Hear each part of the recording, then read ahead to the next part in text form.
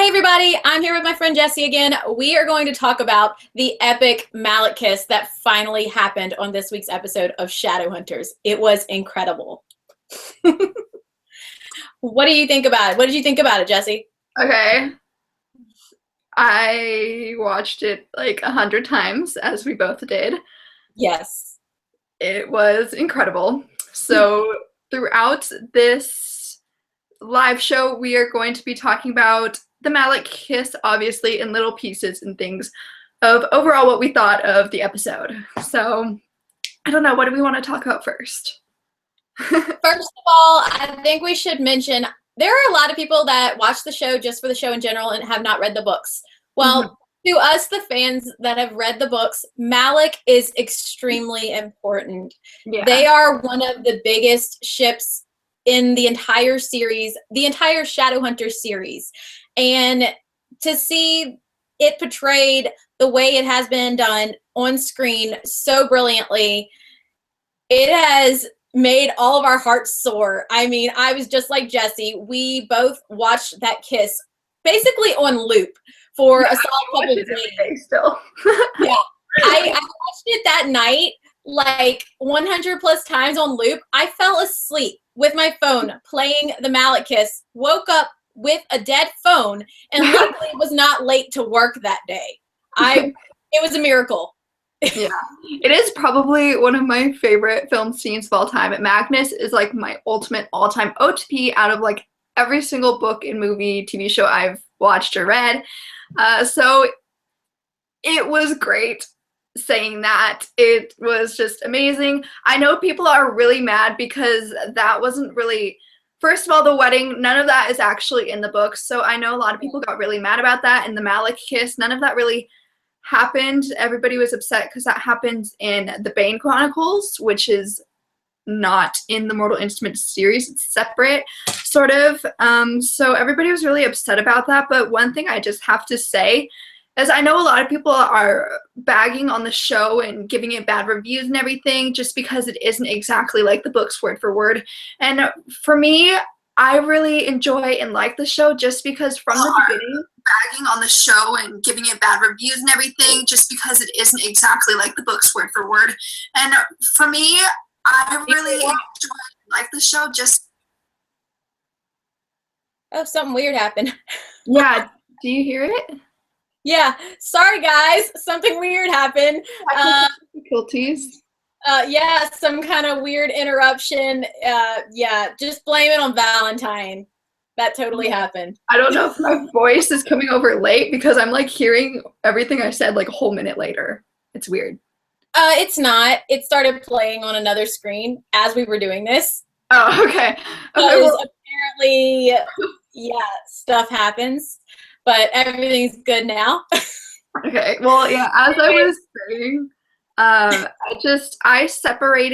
went into the show with low expectations and just I separated the books completely from the TV show, so I was just watching the show as a show itself and really thoroughly enjoying it. And seeing the characters in the ships like Magnus and Alec is just kind of a plus. And I just separated the two, and I think if you do that, you enjoy it so much more. Like, you're not as critical being a major fan and comparing it to the books. So that's how I watch the show. Yeah. Yeah, I feel the same way. There are a lot of shows out there that are adapted from books. As someone that read the Vampire Diaries way back when, before it became a show, I was fuming mad when they brought it to life the way they did. I enjoy that show for the most part. I see that as an entirely separate entity from the books now because it is completely different. It's nothing like the books. Now, Shadowhunters, I am so happy that we get Shadowhunters because we got a movie and it was pretty poorly done, in all honesty. It was pretty poorly done. And for those of us that read the books, we were very upset, and especially that they weren't going to give us a second movie to try and correct the mistakes. Well, we have a show, and it's so much better to adapt books into a show just because there's just so much more material to work from and more time to expand on it. Now, Magnus and Alec, they just can't be thrown together like that. And I like that it is their relationship has been built up throughout this season, and we were finally given that kiss. It's great that we're getting a show. If we didn't watch it and didn't support it, we wouldn't get anything. I'm just so happy that we get something, and I actually enjoy it more than I thought I would. It's just gotten better and better, especially in the last couple episodes.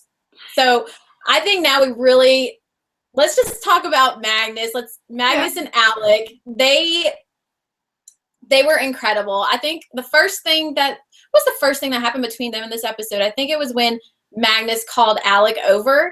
Yeah, he was apartment and they had the glass of wine, and he was like, psych. Alec was like, psych, and set his drink down. And then Magnus started giving him the speech. And I really liked this speech. There was just one thing, when I first saw it the first time, I was like, what is he doing with the magic? Because I feel like I feel like Magnus could have done it without the magic. I feel like that was more of like an aesthetic add-in. But because I feel like Alec already feels those things and he doesn't need to be like shown. He should be feeling it on his own. So yeah, there's a little bit of desperation in Magnus at this point, but you can see throughout this scene that he's finally kind of just starting to feel hopeless and desperate. I mean, you can already tell Magnus is already basically in love with Alec, even though Alec does not know how he feels yet. Because, I mean, Magnus has had 300 plus years to know who he is. And Alec over here is so confused. He's still finding himself, and he still finds his identity, and it's just. And he feels the pressure from his family still too, so he's trying to fulfill their wants and goals for him, while still he's trying to fight and find out what he wants himself, while trying to please everyone else. Yeah, and having Maris and Robert Lightwood as parents is not helpful at all. It doesn't help the situation at all. I mean, could you imagine having them as your parents? Yeah. I feel like because afterwards, after the kiss happened, Maris comes up and says like she's disappointed in Alec, and she just walks away really, and then his dad comes up afterwards and says, don't worry about her, just give her time. So I feel like he was kind of a bit more accepting, sort of. I mean, it's still a shock to everyone, but he's softer than Maris in that matter. Yeah, I have something to say about Robert in a little bit, but I'll get back to that in a little bit, because there's a very interesting thing I want to point out about Robert that I noticed in the changes in him from his book character to the show character, and I actually am pretty excited about it. Now, back to their little confrontation in Malik's lair. See, I'm just like Malik's lair. Well, Alec did walk in just like he owned the place. Can we like just talk about that? He's just like, hey, that's just Matthew Dario, man. He's just like, yep. I'm totally at home. Oh man. So in that whole scene, I just felt so bad. I felt so bad for Magnus, and Alec. He blows Magnus off again. And I really liked how Magnus said, I won't ask again. Mm-hmm. And then Alec, I want to know what Alec would have said if Magnus wouldn't have disappeared when he turned around, because Alec turned around and Magnus poofed. He was gone. And I really would have liked to have known what Alec would have said at that moment. Yeah. I forgot what I was going to say. Oh. Well, yeah. Izzy, so can we talk like about the bachelor party part? Yeah, we can add that in. Yeah, totally. Because that was so amazing. Izzy starts off the episode. She's going to plan a bachelor party for Alec, but apparently in the Shadowhunter world, she doesn't know much about mundane traditions. So she goes to Simon for help, which is really cute. When Simon tells her what a bachelor party really is and how you typically have strippers, she's like, oh, and kind of in shock and like is ready to leave. But then Simon like tells her the softer aspect of what the real morals of a bachelor party is and stuff. And it's really funny. And I was expecting her to actually create an actual bachelor party. So it was kind of a bit of a surprise when she just had Dom and Matt together to kind of fix their problems, which is kind of nice to get rid of that awkwardness between them and have them be like back to the Parabatai friendship again. So yes. Yeah, exactly. Yeah, on that note, if Alec and Jace hadn't mended fences in this episode before the wedding and all, I don't think Alec would have had the strength to finally take that step in just coming out the way he is and everything. Jace he strengthens Alec in ways that no one else can.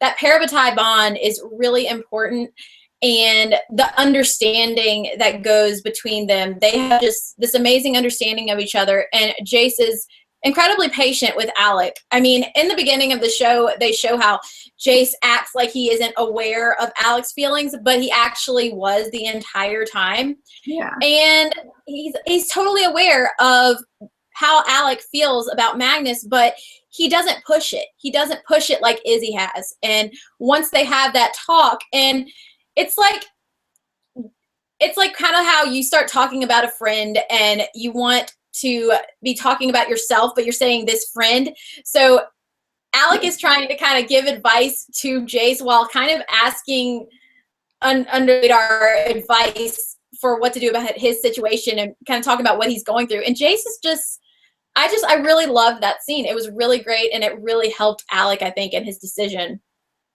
Yeah, there was an awkward moment in their talk. Jace goes to sit down on the couch, and Alec is like, so, Clary and you are brother and sister, right? And so there's this awkward moment where Jace is just talking, and the scene just keeps panning back to Alec, and he's just awkwardly sitting there like, and they do that like 3 times for like multiple seconds, which I feel like was like a second too long. It was kind of awkward, but it's okay because Matthew Daddario is beautiful to look at, so I'm perfectly fine with it. It was just a little weird. But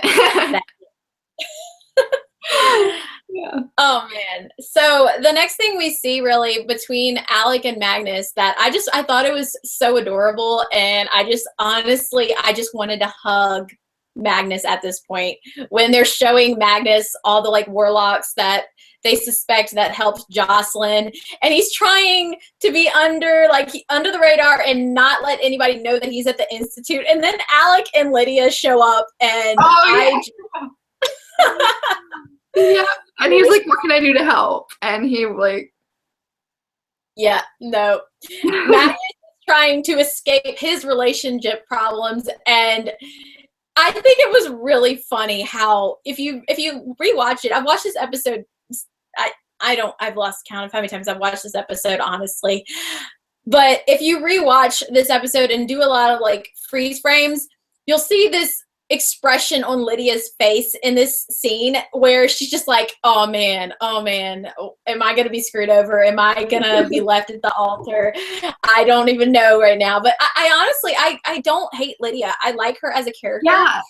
And I feel in general bad for her. She's just in a bad situation. Yeah, when I was interviewing the directors at WonderCon last week, they were talking about how at first they made her a type of character which is really special and unique, and I've only ever seen a character sort of like her in the TV show Poldark. It's difficult to have a character like that where everybody hates her at first, and you try so hard to keep hating her, but you know that she's really genuine, sort of, and she's going along with the plan, but overall she starts to change and have good intentions, and you think they're bad and you start to hate them, but they're really okay. They don't want to hurt anyone. It's not their overall intention to do the wrong thing. They want to do what's right, but eventually she knows that what Alec wants in his heart is she knows. Even though it's really heartbreaking, I really admire her strength standing on the altar and watching Matthew Daddario leave her, because if you put yourself in her position and imagine Alec leaving you, that girl has strength. Well, honestly, if I were her, I would have been like, hey, I don't mind being the third wheel. Yeah. Oh man, I agree. I agree on everything you just said. It does help. It does help in my how much I like Lydia in the fact that she's related to Henry Branwell. I'm Yeah. just saying, I love Henry. And he also was the one who introduced Magnus to glitter. So yeah, invented glitter, I should say. Created the portal. Yeah, that too. Yeah, but yeah. So I also completely forgot that when you mentioned Lydia coming in on their plan, I forgot that after that they went to Ragnar Fell's house. And yeah. Oh, that poor happened. Ragnar. When you're first watching it, Clary just storms in there and she's like, "Nice try, Ragnar," and pulls him out of the painting. I thought that was really cool. There's one thing the one thing that peeved me off about this whole episode is just me, because I like doing makeup a lot. The one thing that bothered me was the blending of his makeup where his horns Oh are. my gosh. I'm not the only one. The prosthetics. Oh my gosh. Okay, yes. The skin color from here to here is completely different. I'm just like, blend it in, please. Yeah, I was not, I didn't want to really point that out, but honestly, since you brought it up, the prosthetics weren't applied very well. I just didn't think you could tell it was fake. Now, I love the actor that played Ragnar. I love his outfit and everything. Everything else looked great. I'm not even mad about him not being green. I understand he was under a glamour, but the prosthetics where you could see the like lines and it wasn't blended right and you could tell it was fake. I could tell it was fake. It probably comes from all how much I watch Face Off and all my cosplay stuff I do and all of that. Oh man, yeah. But anyways, that scene was really great, and seeing one thing I found really interesting about all the scenes between Magnus and Ragnar, when Ragnar's killed, and Magnus kind of has to deal with getting rid of, taking care of his body. I don't want to say getting rid of, but taking care of Ragnar's body. They did this weird, interesting thing where it was like Magnus was hallucinating Ragnar. Yeah. And so I got really excited then because I thought, because I thought that was way too easy how he died. Like, one Shax demon got through, he's supposedly the most powerful warlock, and all of a sudden, boom, he's dead just like that. Like, really quick, took him by surprise. Like, he's a warlock. That kind of confused me how he died so quickly. So I was like, oh, yay, they brought him back in. They didn't do anything wrong. But I was like disappointed. Yeah, I was a little disappointed. I was like, oh, he's alive still? How? I don't know. But then I was like, no, he's not. So the idea that I have about it, the theory I have, is that he's somehow, because Magnus took all of these objects of Ragnar's of magical importance, I think that Ragnar might have somehow like spelled them with like, I don't know, some kind of like essence of him to appear. Yeah. Kind of like the Horcruxes in Harry Potter, how it has a piece of him. I don't know. I'm just kidding. I'm just like, I kind of would like if Ragnar were alive in some way, shape, or form still. But it was just, I really liked that they included that because we got more of Ragnar. And in all honesty, we'll probably get more of him in the future in flashbacks. I don't think they will just show us. Seeing Ragnar and Magnus, I wanted to see more of their friendship a bit. We learned some about their background with Camille and everything and see the photos. And I just liked their chemistry and how great of friends they were together. And I feel like Magnus is kind of alone in his apartment, and we never really see him bond too much with anybody except trying to be with Alec. So it was nice to see that friendship in there. And I would have liked to see them together more because I feel like if they had episodes with Ragnar and Magnus working together with them, it would be like a cool bonding experience and kind of fun to have two warlocks together. But yeah, I kind of saw Ragnar as like the annoying older brother figure to Magnus. I've always seen it that way, and we actually really got to see it in that episode in the few scenes that we got between them, and I just really loved it. And I love everything, but every time we see Magnus and Ragnar together, like in the Bane Chronicles and different things, and just it's great stuff, especially when Katarina is thrown into the mix. So yeah. But as far as that goes, what's so wonderful about him having those hallucinations or memory, I don't even know what to call them in all honesty. Yeah. What's so great about them is that when he starts talking to Ragnar, Ragnar gives him the advice to not give up on love because of Camille breaking his heart. So he goes to crash the wedding.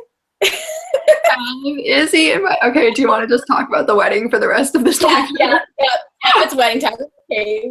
Yes. Okay, first thing I just want to put out there, Lydia's hair is so gorgeous.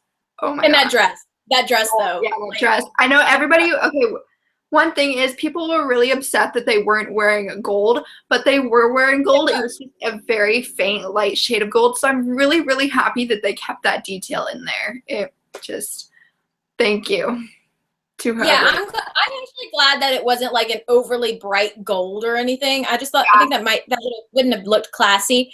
Now they put Izzy in a gorgeous gold gown, and I loved it. Everybody's outfits were so on point in this wedding. So gorgeous. I mean, and talk about like the setting, like all the sets for this wedding. Just that was what I was going to bring up next. Stunning. It is the prettiest set so far, hands down, in the show. That, in my opinion, it was so gorgeous. If you see all the behind the scenes photos, it is so beautiful. Yeah, and I was even looking at the carpet, that the aisle, it had the wedded union rune in the on the carpet and everything. It was just, there were a lot of small details, if you rewatch the scene over and over, that you notice. Like, one thing that I noticed, someone noticed it, and then I was shocked that I didn't notice it at first, probably because I was only paying attention to Magnus at this point. But when Magnus shows up and everybody kind of turns around to look, Clary puts her hand on Simon's leg, and Simon like grabs her hand. They're like holding hands, and then Simon notices it. Like, he looks down and he's like, oh, girl. I couldn't even, like, there's so many characters and everybody had wonderful performances and reactions.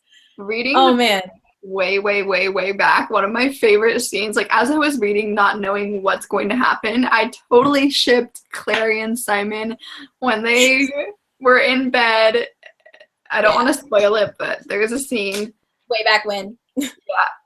I mean, reading that series so long ago that stuck with me, but eventually I cannot wait for Sizzy. I need Sizzy now.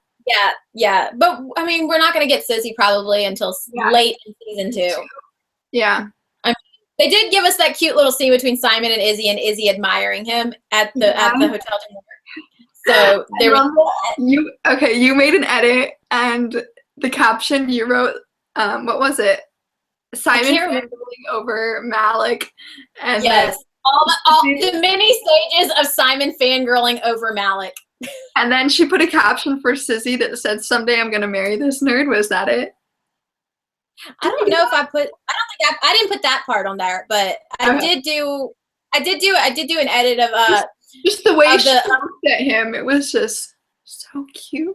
It was cute. It was adorable. And I mean, I love all the Simon. I just love all the Simon and Raphael scenes, and that Simon was wearing Raphael's clothes. Like, yeah. And Simon was just walking around like he owned the place. And when Simon's like fangirling over Malik, and then Alec's just like, who invited the vampire? Seriously? So back to the whole wedding. We're getting off course, but this episode was just, I know, I was trying to look for the video on my phone. So in the wedding, after Lydia walks up and they have everything. See, I know in my recap review, I didn't really talk about Lydia walking up. Well, I was just so focused on Malik, and I'm trying to talk about Lydia. I'm trying so hard right now.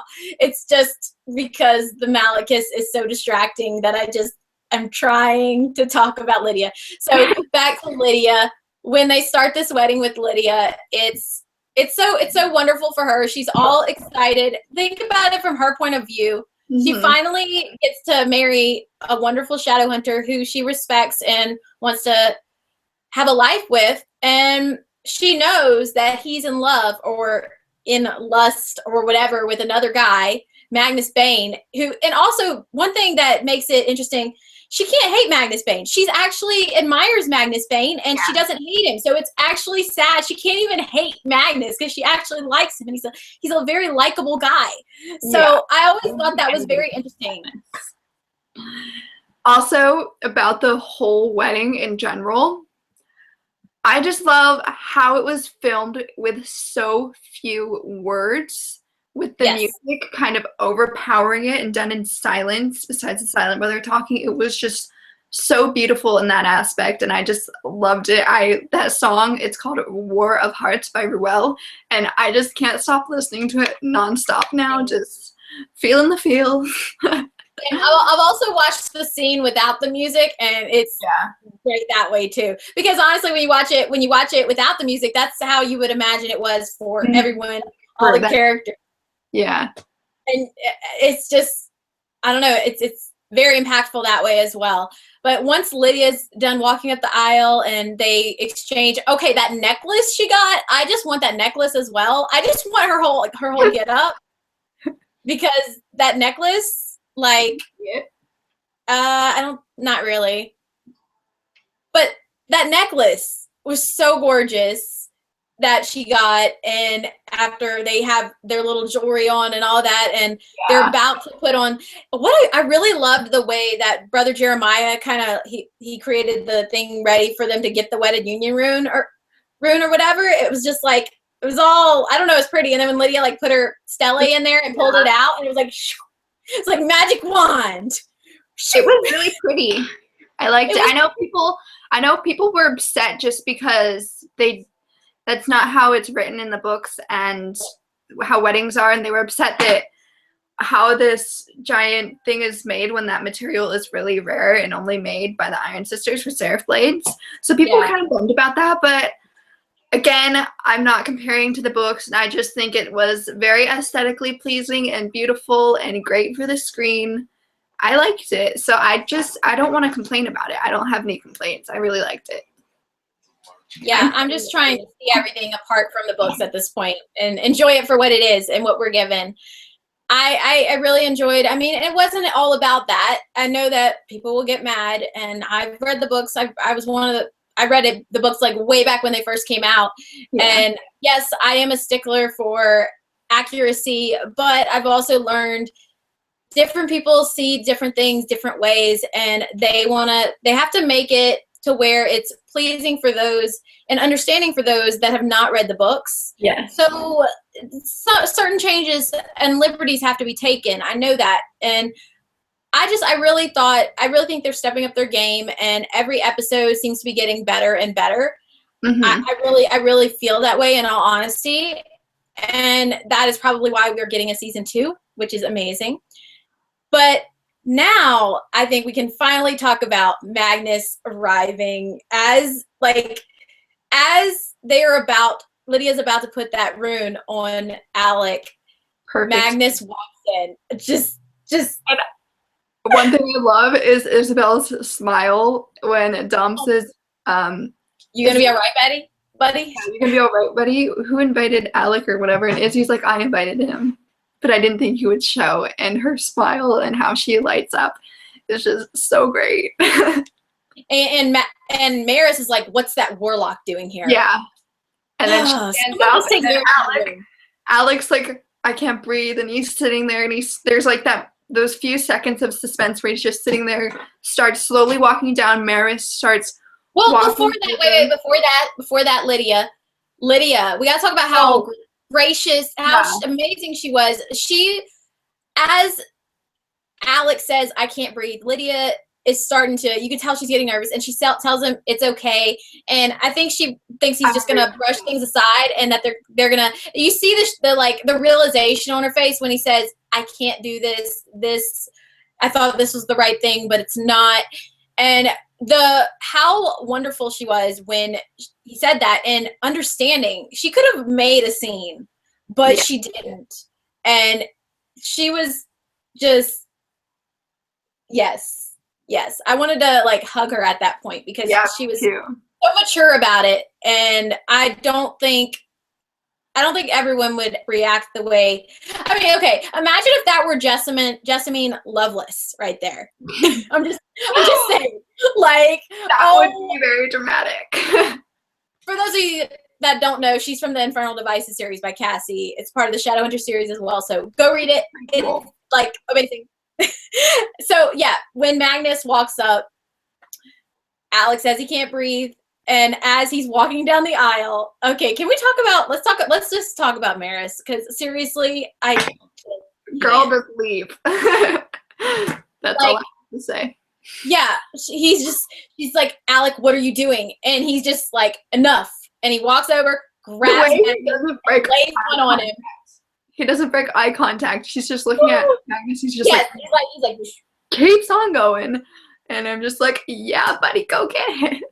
Yes. Oh my gosh. And I squealed so loud at this moment. I could not stop squealing. It was amazing. And I love how some people were like going and catching different angles of the scene. And that's when you really got to start seeing what was going on with everyone else in the episode. People were going behind the scenes and all that. You can see where, because in the scene, you can't really see how Magnus is holding Alec. Really? He's holding I saw a picture behind the scenes. Holding his waist. Yeah, he's holding Alec by the waist. And I'm just like, oh my gosh. Oh, it's just so, we're just fangirling so hard. Yeah. I mean, that's what this video is all about in general anyway. Yeah. But I loved it. It was wonderful the way it was done. And I love that they kept going, panning from different angles throughout the scene. So we saw what everyone else was doing in the whole scene. Everybody's reaction. Yeah. So like the one reaction. I think it was really funny seeing everybody's reaction going from Clary to Isabel to Simon to, I love Jace's the most. His face just is so cute and like kind of smirking. And then it ends on Maris and she's like the resting face. It's just she looks pissed. And one thing I really loved as well was when Brother Jeremiah was like, oh yeah, in the background you can see him tilting his head. That was hilarious. I couldn't even. It was great. I wish they would bring in Brother Zachariah already because reasons. That would be amazing if they brought that into the season finale, but I doubt it. It's maybe season 2. I don't know. Yeah, in my interview, he talks about how they're going to bring details from other books in, quite possibly. So. Oh man, I loved the whole thing about Malik in this episode and how everything happened. Like after that kiss, when Alec realizes, like he was in that moment, he was like in that zone, and after he was just like, "What did I just do?" And Magnus is just, I don't know what, I can't remember exactly what he said. He said something like, "You keep surprising, you never cease to amaze me, Alec." And honestly, it's interesting and amazing to see every time Alec goes out of his comfort zone for Magnus. Magnus really brings Alec out of his shell, and that's why they are so wonderful for each other. Yeah. Oh, I don't even remember, just because it was like such a trance watching that beautiful scene come to life. I don't even hardly remember what happens after. I just know that they were talking in the room. Robert comes in, I think, doesn't he? Oh, I got it. I remember what happens. No worries. So after that, they have a really awesome encounter with Izzy and Simon. Now, one thing before I talk about Simon fangirling, it was such a delight for my eyes to see Sizzy and Malik in the frame together, because I was like, future family. Did you just drop something? Yeah, I have a thing that I'm gonna hang on my wall, and it's completely a sheet of glass, and it just fell down, and I'm just like, scared me so bad. It's okay. But yeah, I mean, I think Simon pretty much summed up how all of us were feeling in that moment when I was really, I did not expect Simon to come up and start fanboying. Yes, like, that was the cutest thing ever. So hard. And the way it was just, I mean, Izzy, not Sizzy, the way Izzy was just looking at Simon in that moment. So cute. I got this new frame yesterday, and I kind of just want to put their picture in it, so. Which one? I just want a picture of, Izzy and Simon would match this frame very well. And the life of a fangirl. Yep. I put a picture of Stephen Amell as the arrow in a heart frame. I have no shame about that. But yeah, that was amazing that they included that, and we really see even more so, we're seeing how Simon, even though he's a vampire, he's still his geeky self. He's still Simon, the Simon that he was before is still there. He's just a vampire now. And I loved it so much that he was like comparing it to The Graduate and all this stuff. And I think Magnus probably knew exactly what Simon was talking about, but Alec and Izzy, they probably have not seen that movie, so they were just like, who invited the vampire? Like, when Alec said that, but Magnus looked incredibly amused. Magnus totally liked that. I think Magnus was really excited that Simon was excited. Yeah. I really do think that. And then after that, I don't know if it was before or after that, but when Maris just like storms out of the room. It was legit. Yeah. It was just. And that's when Robert says, just give her time. She'll warm up to it.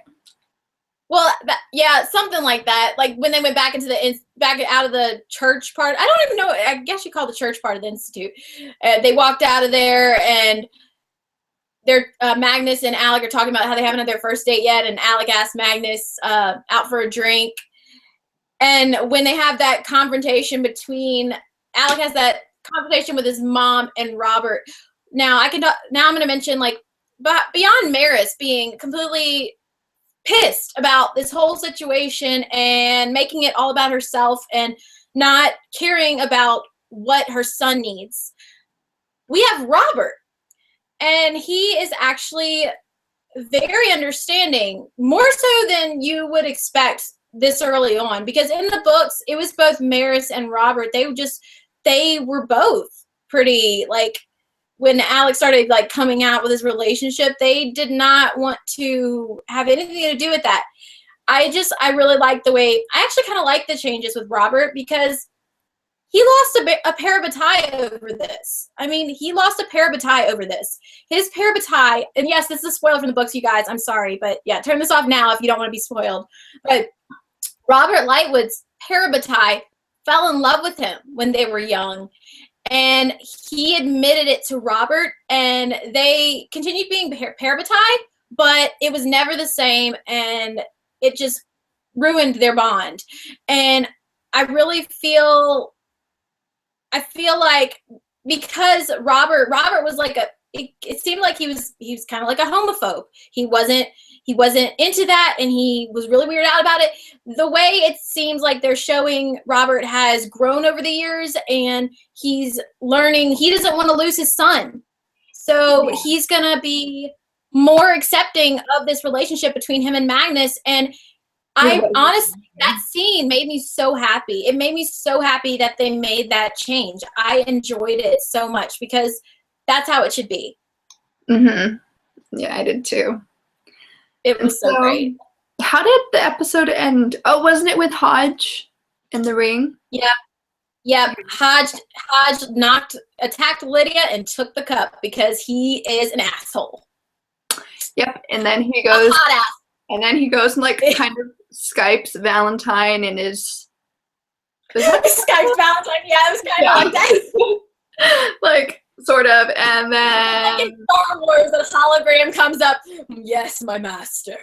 Yeah, and so this is where the betrayal is going down, and I find it's so difficult. Like, why does Hodge have to be so hot? Like, it's really hard to be mad at him when John Connor is so freaking hot. Oh my gosh, you guys! Like, come on, I can't.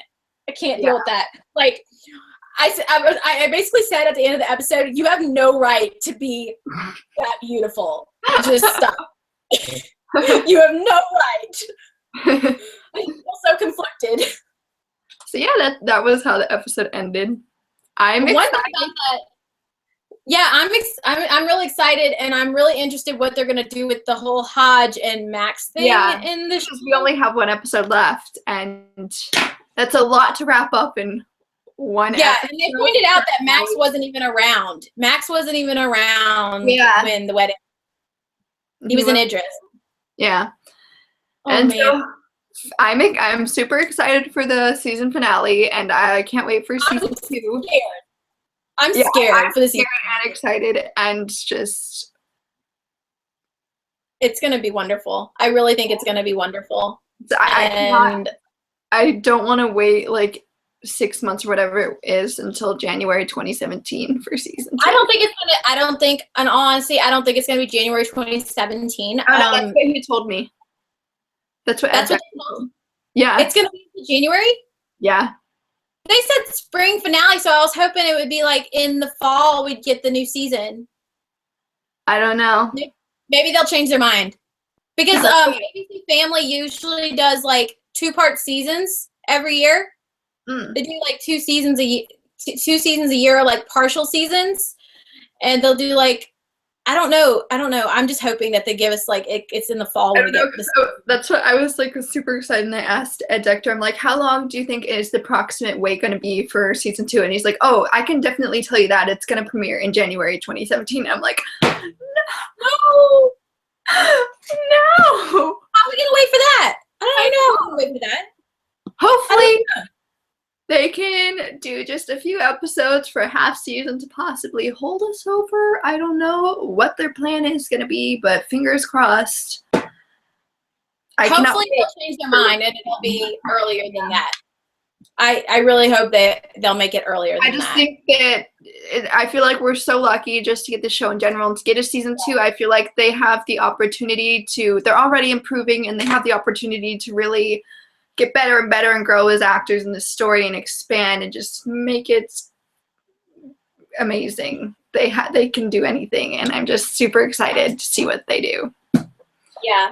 Yeah, this show is amazing, and as she said, I agree. This show is going to blow us away in season 2 even more so. I know it. They're going to bring so much more into it, and if it continues, if every episode is as good as the last couple episodes we have had, oh, wow. Just wow. Yeah. All right. So I hope y'all enjoyed this. And thank you, Jesy, for joining me in on this. We're going to be doing a lot more live shows very soon. We may even be doing some for the episodes of Outlander because we are big Outlander fans. And we have some more book talks coming up. I believe in April, we're doing Blood, Ink, and Fire by Ashley Mansour. In May, we're doing a book talk for Black Widow Forever Read, and June, I believe we're doing Me Before You by, how do you say her name? Jojo Moyes? I always said Jojo Moyes, but everybody says Jojo Moyes, so I don't know. Moyes. Okay, Moyes. Jojo M. Yep. All right, I hope y'all enjoyed this. Continue to comment, like, and subscribe. Go subscribe to Jesy's channel, and we will talk to y'all later. Bye, guys. Bye.